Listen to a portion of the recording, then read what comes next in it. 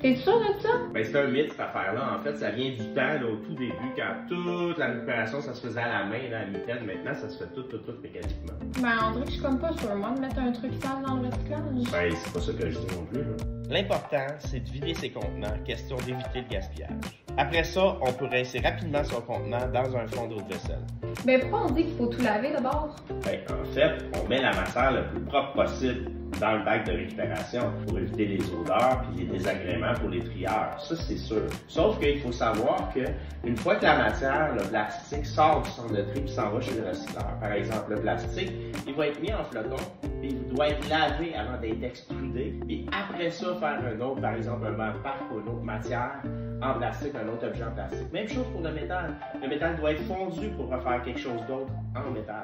Fait que dans le fond, je vide mon contenant, je le rince un petit peu avec un fond d'eau de vaisselle, puis je mets ça dans mon bac. Totalement. Puis ce qui est mis au bac et qui est recyclable va être recyclé ici au Québec. Si vous avez des questions concernant la gestion des matières résiduelles, écrivez à l'Éco-Duo. On est toujours là pour vous aider.